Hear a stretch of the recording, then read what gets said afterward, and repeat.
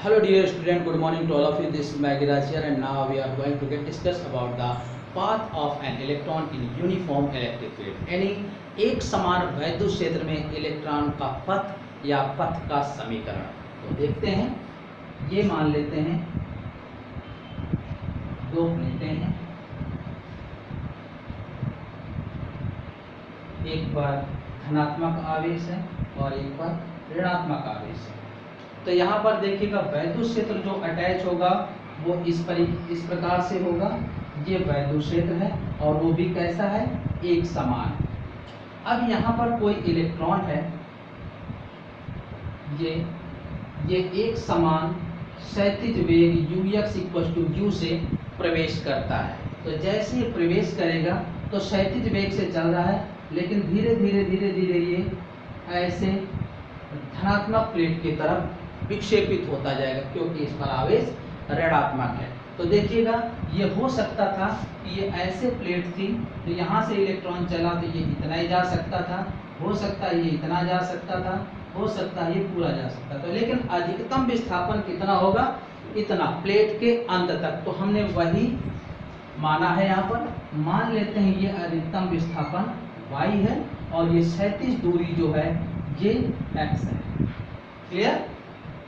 तो देखते हैं कि ये पथ कैसा है जो इलेक्ट्रॉन के द्वारा प्राप्त हुआ है। तो माना कोई इलेक्ट्रॉन क्षैतिज वेग u से एक समान वैद्युत क्षेत्र में प्रवेश करता है, जिससे क्षैतिज दूरी x तथा y दूरी ऊर्ध्व दूरी y प्राप्त करता है, तथा इसमें लगा समय अंतराल t है। तो क्षैतिज 4 बराबर दूरी बटे समय, या u equal to x upon t, तो t इक्वल टू आ जाएगा x बाई u। अब देखते हैं ऊर्ध्व में, तो ऊर्ध्व में हो जाएगा y equal to u by t plus half a t square. तो देखिएगा y एक्सिस में जो ऊर्ध्व वेग है वो शून्य है, क्योंकि यहाँ पर ऊर्ध्व वेग के बारे में कोई इन्फॉर्मेशन नहीं है। इलेक्ट्रॉन जो प्रवेश करता है वो क्षैतिज वेग से प्रवेश करता है, तो ये शून्य हो जाएगा। 1/2 a t square, y equal to 1/2 a t square, जहाँ देखिए टी की वैल्यू तो आपको पता है, ए का मान होता है एफ अपॉन एम और एफ की वैल्यू है e capital E upon m. F की वैल्यू क्यू ई से हमने निकाला है, e equal to f upon q होता है, तो एफ की वैल्यू क्यू ई हो जाएगी। और इलेक्ट्रॉन के लिए क्यू स्मॉल ई के बराबर होता है, इसलिए हमने स्मॉल ई रखा। तो ए का मान small e capital E upon m, तो y equal to 1/2 small e capital E upon m, और ये आ जाएगा x upon u x square upon u square.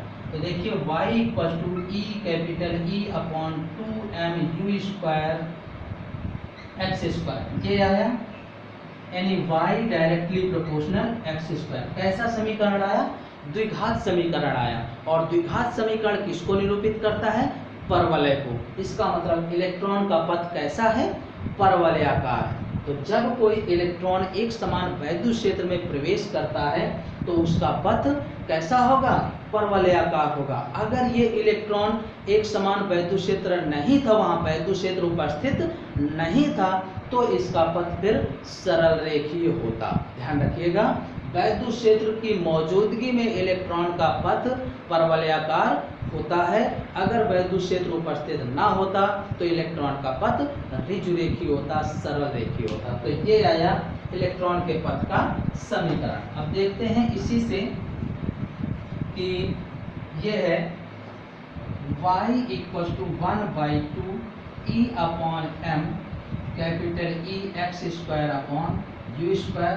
So capital E upon m का अगर मान निकालें तो 2u square upon e x square into y, it means e upon m directly proportional to y. यानी अगर हम कण के ई अपॉन एम का मान निकालें तो ये वाई अक्ष में प्राप्त विस्थापन के समानुपाती होता है। तो कोई भी कण के लिए अगर हम ज्ञात करें E/m का मान, तो वो इस विस्थापन पर निर्भर करेगा, जो इस तरीके से होगा।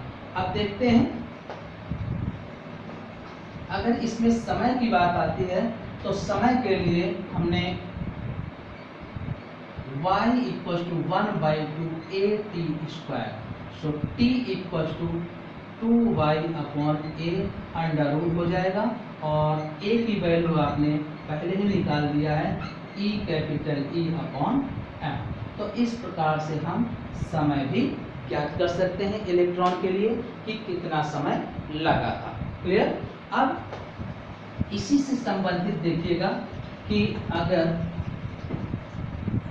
2-3 कण हो, ये वैद्युत क्षेत्र है यहाँ पर, और एक कोई कण इस तरीके से है, दूसरा ये है, और तीसरा ये है। देखिए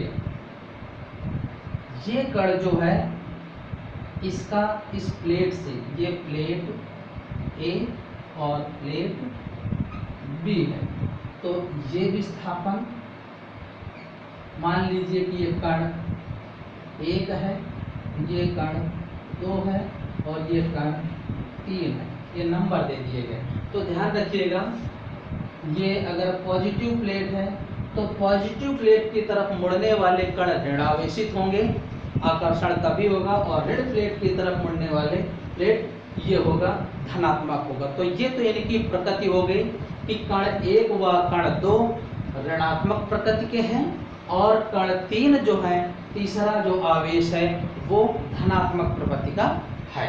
अब देखते हैं कि इनमें जो विस्थापन है उनके बारे में। तो देखिएगा, ये जो है y1 है, ये जो है y2, और ये है y3। तो आप देख रहे हैं y2 के बारे में। देखिए y2 जो कण है, इसका इस प्लेट से दूरी इसकी तुलना में ज़्यादा है, यहाँ से ये जो गैप है ये है, तो इसका मतलब ये जो माध्य स्थिति है उससे y3 का मान y2 से ज़्यादा है, और सबसे ज़्यादा y1 है।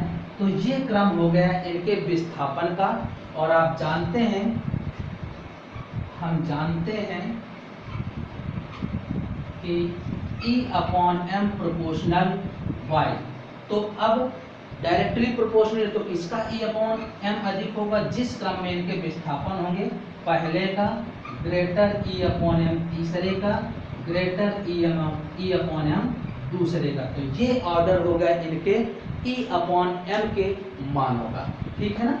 अब हम इसी क्रम में एक एप्लीकेशन डिस्कस करते हैं कि उस इलेक्ट्रॉन पर या उस प्रोटॉन पर या उस न्यूट्रॉन पर वैद्युत क्षेत्र का मान क्या होगा जिस पर उसके भार के बराबर वैद्युत बल कार्य करता है। देखिएगा, उस इलेक्ट्रॉन पर, प्रोटॉन पर, न्यूट्रॉन पर वैद्युत क्षेत्र क्या होगा जिस पर उसके भार के बराबर वैद्युत बल कार्य करता है। तो इसके लिए कणों के मान अलग अलग हैं, और ये संबंध दे रखा है। तो देखिएगा, भार के बराबर वैद्युत बल कार्य करता है। तो भार यानी वैद्युत बल क्या होता है, Q × E = mg। तो इससे अगर हम देखें तो E का मान mg/Q आ गया। तो इलेक्ट्रॉन पर कितना होगा, m electron g/Q electron. Proton पर कितना होगा, m प्रोटॉन g/Q प्रोटॉन। और न्यूट्रॉन पर कितना होगा, m न्यूट्रॉन g/Q न्यूट्रॉन। और आपको पता है न्यूट्रॉन पर आवेश शून्य होता है, इसलिए mn g/0 = अनंत। यानी न्यूट्रॉन के कारण जो वैद्युत क्षेत्र उत्पन्न होता है वो अनंत होता है। और यहाँ पर ये 9.1 10⁻31, जी की वैल्यू हम 10 ही यूज कर लेते हैं, 1.6 × 10⁻19 इलेक्ट्रॉन पर ऋण आवेश होता है। तो ये वैद्युत क्षेत्र प्राप्त हुआ, इतने न्यूटन प्रति कूलम, और ये है 1.67 10⁻27 जी अपॉन प्लस का 1.6 × 10⁻19। इन प्लस और माइनस के वजह से वैद्युत क्षेत्र की प्रकृति अलग अलग होगी, ध्यान रखिएगा। तो ये वैद्युत क्षेत्र आया इतने न्यूटन प्रति कूलम, धनात्मक टाइप का, और वो ऋणात्मक आवेश के कारण आया। जबकि न्यूट्रॉन की वजह से अनंत वैद्युत क्षेत्र होता है। तो इससे क्वेश्चन उत्पन्न होता है कि पृथ्वी पर वैद्युत क्षेत्र कभी समाप्त क्यों नहीं होता, या कभी समाप्त होगा या नहीं। तो पृथ्वी एक ऐसा चालक है जिसे असीमित आवेश दिया जा सकता है, और यहाँ पर कभी भी वैद्युत क्षेत्र समाप्त नहीं हो सकता। कारण देखिए, ये भी एक परमाणु की तरह है, ये जिसके केंद्र पर प्रोटॉन और न्यूट्रॉन होते हैं और सतह पर ऋणावेशित इलेक्ट्रॉन होते हैं। तो यहाँ पर प्रोटॉन की वजह से ये वैद्युत क्षेत्र इलेक्ट्रॉन की तीव्रता से ज़्यादा ही है, ये ध्यान रखिएगा। Ep जो है E इलेक्ट्रॉन से ज़्यादा है, क्योंकि ये -27 है और ये -31 टाइम है, सारी वैल्यू सिमिलर है। तो ये वैल्यू 1000 टाइम और भी छोटी है, गुना।